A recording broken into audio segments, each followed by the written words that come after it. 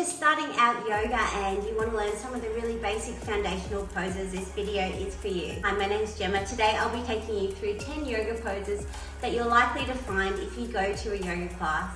These poses aren't just for beginners, they're certainly done by advanced students as well, but they're ones that you'll find really commonly in any yoga class, no matter what level you're at. My hope for this video is that it will help to familiarise you with the poses, so if you go to a class you can sort of recognise them, but also to help you know what sort of things you're trying to aim for in your body and how it feels to you. I'm also going to show you some ways that you can modify the poses, so if something doesn't feel good to you and your body, that you can change it slightly and you'll have the confidence to make those adjustments yourself. I'm going to use a block, a bolster and a blanket to show you some of these modifications, and generally most studios will have these for you to use. This is going to be part one of this beginner's pose series. I would recommend going through these, getting comfortable with these poses and trying them all out for yourself before you move on to the next stage.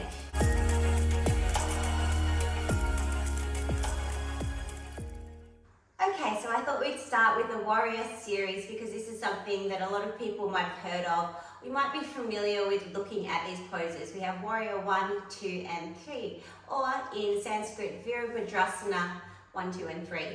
So let's start with warrior 1. Okay, so for warrior 1, let's come to the top of our mat and we'll start with our feet parallel, facing forwards. From here we're going to step one foot back, take a nice big step back, and this back foot is going to be at a 45-degree angle on your mat. So you can see it's slightly turned in this way. We're trying to ground down through the whole sole of our foot, so try not to let it roll in. Really feel the whole sole of the foot planted down firmly into your mat. The same thing goes for this foot at the front. Now ideally, we want this knee to be aligned over our ankle there.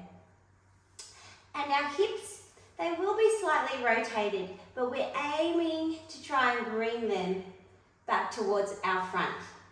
So whichever way you're facing, we're working towards having our hips facing that way. It will naturally open out a little bit, but think that the back hip is working towards forward and that the front hip is hugging back towards you. Our shoulders are facing directly forwards. So this is the stance with our legs. You might take it slightly shorter or slightly wider depending on how you're feeling and how your body is, how much flexibility you have, and all of these things. So from here, our arms, they just reach straight up to the sky like this.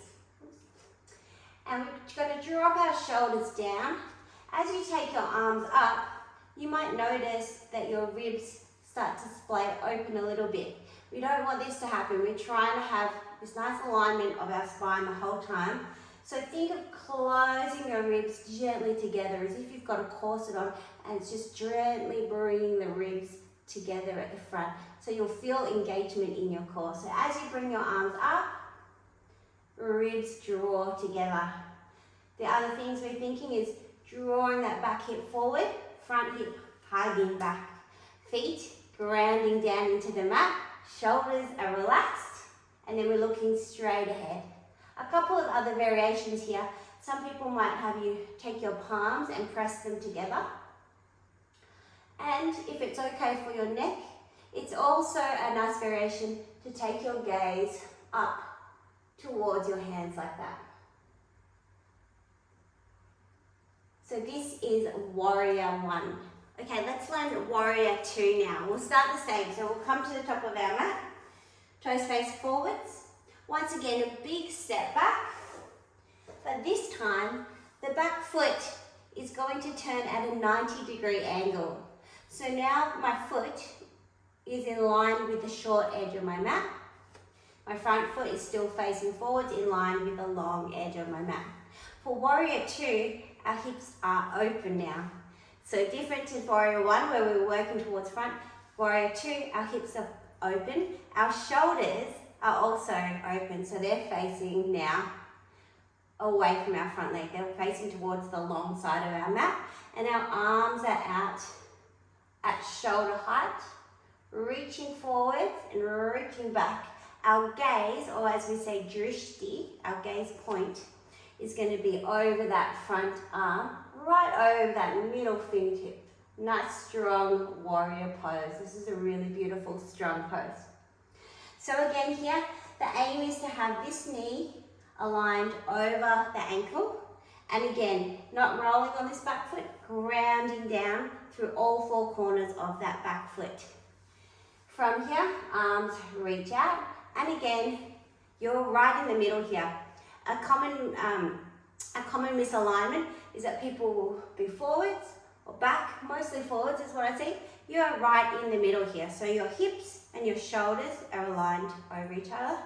And our arms reach out and we simply just turn our head over that front arm. This is warrior 2. Okay, let's move on now to warrior 3, Virabhadrasana 3.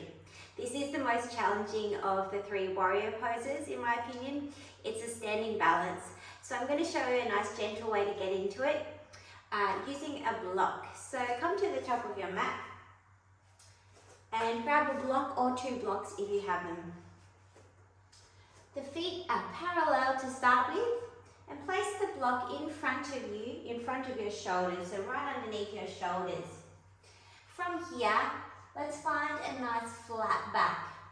So draw your belly button in, corset the rib cage together, and from here we're going to start to kick our back leg back to a 90-degree angle. So what we're aiming for here is a straight line from the crown of your head out through the heel of your foot.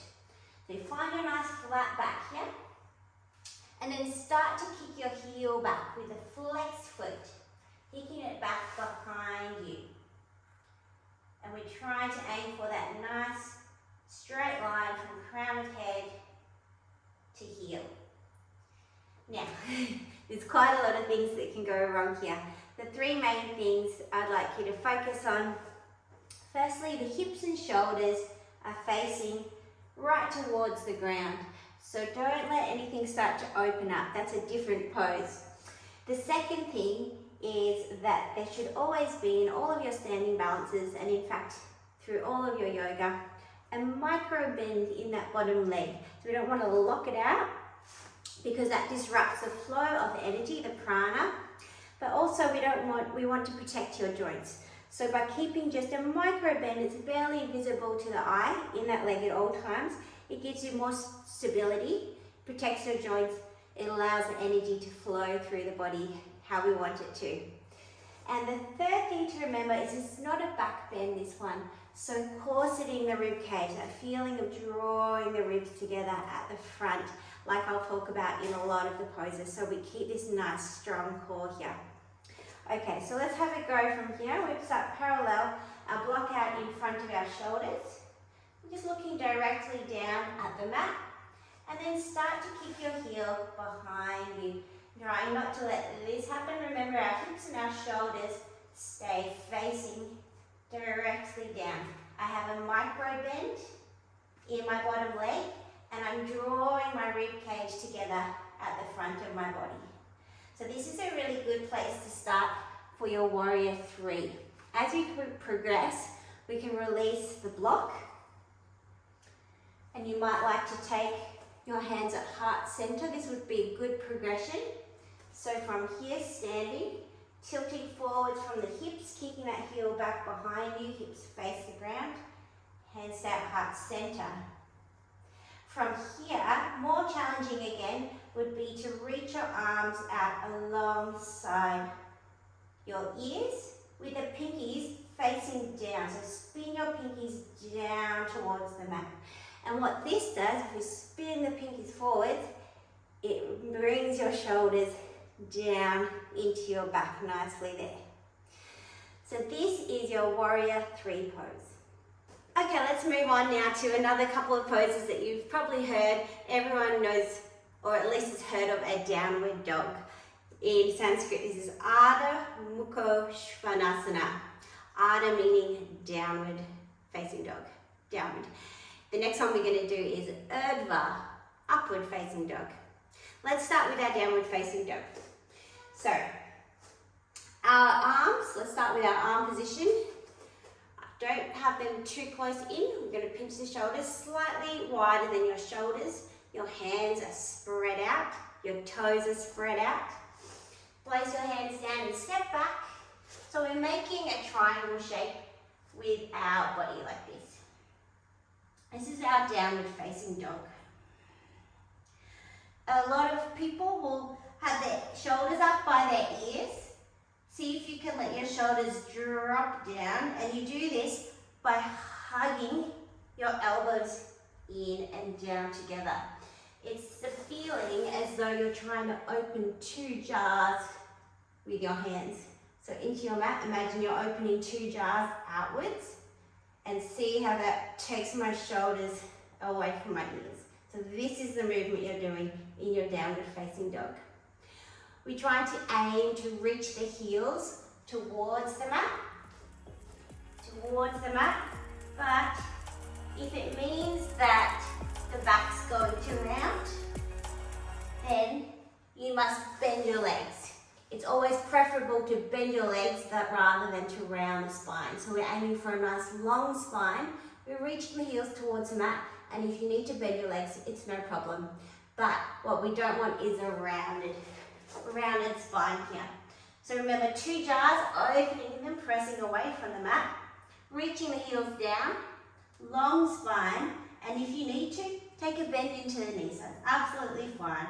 If your heels don't come down, that's fine. They're just reaching towards the ground at all times.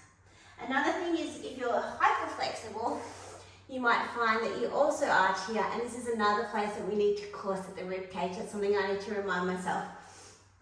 So I will have a tendency to sort of arch my spine and let my ribs come out, but I shouldn't be doing that. I should be corseting my rib cage together. Now the head is relaxed. I'm looking between my toes. So not looking forwards here, not yet anyway.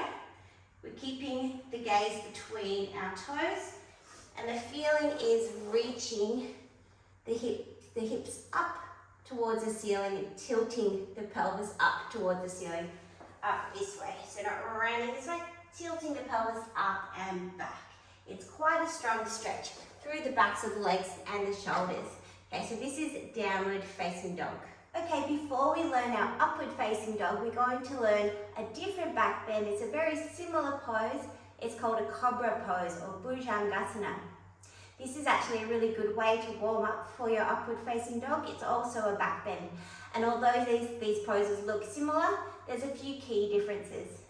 So let's start on our bellies for this one. So come all the way down onto your mat, and then slide your hands back until they're in line with your shoulders here. Hug your elbows in towards your body. Bring your forehead down to the mat, and the legs here are engaged. My tops of my feet are pressing into the mat. Keep that engagement as you start to lift up. It will be on an inhale generally into your Cobra Pose. Now there's a couple of different variations here. You have a low Cobra Pose, or you might refer to it as a baby cobra as well. And then from there you can progress as high as you can comfortably go, until you could even take your elbows straight if your body will allow it. But just see how you go. Okay, so there's a couple of things to remember here. Like I said already, that the legs are engaged, and this engaging the glutes here and the legs is going to take some of the pressure off your lower spine. If we just dump all the weight into that lower spine, you might get some compression of those joints that we don't want. So keep those legs engaged as you start to peel your chest and your head up off the mat as high as you can go, finding your Cobra Pose here. Now my shoulders are down because I'm pressing my hands strongly into the mat here. You can take your gaze up, but not at the expense of the back of your neck. We don't want to crunch, it's very uncomfortable as well. A couple of things here. So if you want to modify the pose, just do a very small lift. That's also a really good option. Another option would be to do a Sphinx pose where the elbows stay grounded. If this still feels uncomfortable in your lower back, you could try taking your feet wider apart and see if that relieves any of that compression into the lower back. So just to recap, we start here with our hands in line with our shoulders. My feet are pressing into the tops of my feet pressing down into the mat. On the inhale, I lengthen my head and my chest off the floor, and I start to press myself up into my Cobra Pose. Let's look at Urdhva Mukha Svanasana. It's a bit of a mouthful. Let's say upward facing dog now. So it is similar to our Cobra Pose. It's kind of an extension on that. The difference between your Cobra Pose and your upward facing dog is that your hips are lifted off the ground. So if you're here in your Cobra Pose, arms can be bent or stretched. In upward facing dog, we're lifted off the floor and we're in the same pose here. So we're still in a back bend. The same things exactly apply. So make sure that you're not sinking down. Press strongly away from the mat.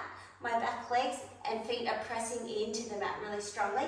And I'm not sinking into my lower back. I'm drawing my rib cage together and I'm drawing my belly button towards my spine. My gaze is looking forwards. You could take your gaze up slightly as well, but without crunching the back of your neck. Oh, that hurts me too. Keeping a nice long back of your neck here. This is upward facing dog. Okay, next we have a really nice gentle pose. It's called Tadasana. This is our tall mountain pose. And it might not look like you're doing a lot, but actually there's a lot going on within the body. So for Tadasana, you may have your feet, your toes touch, big toes touching, and your heels slightly apart. You could also take your feet about hip width distance apart. So it's up to you and your teacher. Today, let's keep them hip distance apart. For me, it feels a little bit more stable. I like this feeling better than having my feet together, but either is possible. Okay, so our hands, just to show you the shape of the pose, our palms are facing forwards. I'm looking directly ahead, and I'm reaching up through the crown of my head. Now, it looks simple, but what's going on in my body? I'm drawing my inner thighs together. You can see here if I let them go, my hips go back. So I'm drawing my inner thighs together and I'm lifting up. I'll show you from the side. I'm lifting up the front of my hips and just thinking about lifting up the skin of your belly up so that the hips aren't back like this. We're trying to create this nice alignment of the spine. So again, the energy can flow up and down uninhibited. The breath can flow up and down. So we have that. We have the inner thighs squeezing. We have the hips lifting, the skin on the belly lifting. Once again, the ribs gently drawing together. It's as though it's not a really aggressive closing of the ribs. It's as though you've got a needle here and you're just stitching those top ribs gently together with an exhale. As you close your ribs, you might notice that your shoulders want to come in. So we have to work against that. Roll the shoulders back and down. Palms face forward. And then the head. Head is a very heavy part of the body. So it does make a difference even if you're slightly forward or back to where your weight is. You want to be in alignment here. So you're going to think long back of the neck. Imagine someone's got the tops of your ears and they're just pulling the back of your neck up like that. Or that someone's got a piece of your hair and is pulling you up through the crown of your head. And your fingertips are just relaxed. Your palms here are receptive. Your face is open and we're looking straight ahead. So this is your Tadasana pose. Okay, our next pose is Uttanasana, just a simple forward fold. So I'm going to take my feet again at hip width distance apart. Once again, they could be together and go with what feels best in your body would be my advice. I'm going to take mine slightly apart today. So from our Tadasana, say we've just done our tall mountain pose, we're here. To get to our Uttanasana, we start to hinge forward from the hips and then we're letting the body cascade over the legs. and the head is heavy and nose curls towards our knees. My shoulders are relaxed, my fingertips are relaxed, my face is relaxed, my jaw is relaxed. Now, if you're very tight, you may need to bend your knees. What we don't want to see is this sort of hanging in midair. What's preferable is that you find an anchor point. So whether that's your shins, whether that is a block or 2 blocks or a bolster in front of you, it's preferable to have your hands touching something rather than being hanging in midair like this. Now you may also need to bend your knees a little bit or a lot, and that's absolutely fine. You've got no tension in the back of the neck here. So even if you're here, that might be as far as you can go. You might even be up higher, that's fine as well. This is Uttanasana, our forward fold. We don't want to take strain in the shoulders, so you can just make sure you've got no tension in the neck by shaking your head a little bit, yes and no. That's a good way just to make sure your head and neck are fully relaxed here. In this position, our feet are really pressing down into the mat with all 4 corners of our feet. So this could be your Uttanasana, your forward fold. Could be a little bit lower. Could be stretched legs if you feel it's still that micro bend that we talked about earlier. Or you could be all the way down like this. So whatever pose you choose, make sure it feels good for you and your body. Let's move on down to a standing balance. Let's do our tree pose.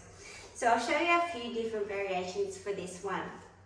This is a balance, like I said. So if you're very uncomfortable balancing in the middle of the room, it might be nice to, if you're at a class, you could position yourself near a wall so you've got something to hold on to. If you're at home, you could hold on to a chair or whatever you've got close by. So I'm going to take one foot, my standing leg, it's got its little micro bend in it, but the thigh is pulled up, and then the toes face outwards like this. So this would be your first option. This is the most gentle option, that one knee is facing out and the other toes are facing forward. I'm going to take my hands to heart center. There's a few different options for the arm, and I'll show you those in a minute. So this is the most gentle of the pose. Even in this very gentle variation, feel like everything is drawing inwards towards your midline. So there's a bit of activation in the legs, and you can see if I let that go, everything kind of sinks. Now if I squeeze everything towards the midline, everything draws in and up. So we want to try and keep this. The second variation would be to have the foot under the knee, pressing against your calf muscle, strongly pressing. This leg is pressing towards the sole of the foot is pressing towards my calf, everything again drawing in and up. And the third variation, the full variation of this pose, would be to have it above the knee on the inner thigh, squeezing in. So you'll notice that we went from below the knee to above the knee. We never put the foot on the knee, because this is putting strain on our knee joint and something we really don't want. So it is quite difficult to get your foot all the way up here. It's really fine to take your hand, and you'll see a lot of people do this. Take your hand, place your foot up there, and then bring your hands to your heart center. Squeeze everything together. So from here, you might leave your arms here, or as the name of the pose, tree pose, suggests, you might reach your arms up to the sky like branches. You could take a mudra here. You could press your arms together. There's lots of different variations, and these are just a few of them. From here, you might even bend towards one leg, or there's even more variations to come from that. But just starting with the most simple version, we've got toe on the floor for the most secure balance. If you're just feeling like you just want to test the waters of lifting your leg, toe under the knee. Full expression of the pose, toes and foot above the knee, everything squeezing in all variations of this pose. So this is your tree pose. Okay, the last pose that we're going to do for this series is going to be a chair pose, Utkatasana. Now, the name, you'll see why it has its name in just a minute. So I'm going to take my feet about hip width. The last pose we're going to do today is a chair pose, Utkatasana. So you'll see why it has its name in just a minute. So come into your parallel position. Again, it can be done with your feet touching or hip distance apart. Let's take our feet touching for this one. So big toes touch, heels are slightly apart. This is our Tadasana pose, which we've done before, our tall mountain pose. From here, you start to bend into your knees, and as you bend, it's as though there's a chair right here and I'm sitting my way back into the chair. Now to counteract that, we're going to reach our arms forwards and up. So this is a chair pose. Now, depending on how you're feeling, you can do a really gentle one, or if you want to challenge yourself, you can sit deeply into your chair pose. A few things to look for here. The weight should be towards your heels, so it nearly feels like you're going to fall back. That's the feeling that you want to have. And if you want to check if you're in the right position, you can sit down. Now, if I look down here, my weight is in the wrong position. My weight is towards the balls of my feet. If I look down here, I can't see my feet. So if I shift my weight back where it needs to be, now I can see my toes. That's where we need to be. And you'll feel that the right muscles start to engage then once you do that. So sitting the heel towards the heels, reaching forwards. You can keep a long back of the neck. You can also look up towards your hands, or you could take your hands together. These are all very common variations of this pose. A couple of things that we want to avoid. Arching the spine, which is something that I'm prone to. Coming back to this, as I've said it in nearly every pose, bringing the ribs together. If you're very unflexible and you find that you have the opposite problem, you're like here, then you want to think of lengthening your tailbone towards the back of the room. So I think that's actually probably a more common problem to have, is that you'll be rounded through the spine. See if you can think, lengthen your tailbone back. So it really feels like you're sticking your bum out. Then we reach the hands forward. Again, shoulders stay down. It's exactly the same feeling as in our downward facing dog. Scooping the shoulders down, opening those two jaws outwards like that. So we're spinning the pinky fingers forward and up. So let's do that once more. So we start here, we sink the hips towards the back of the room. Weight is towards my heels, as deep as you can manage. We reach the arms forward with the pinkies spinning forwards. Maybe the gaze goes up. You can check by looking down, can I see my toes? Not quite, so I'm going to shift my weight even further back. And then I'm going to try and hold this pose, and I'm going to draw my belly button in and up, and of course at my rib cage. So a lot of different things to think about in one pose. This is our chair pose, Utkatasana. Thanks for joining me for this beginner's 10 pose crash course. I hope you enjoyed it and learned something and feel a bit more confident now to go and join a yoga class. Please let me know in the comments below how you went, if there's anything else you would like to learn or see, or if there are any other poses that you really love to do. Let me know in the comments below. I'll see you in part 2 of this series.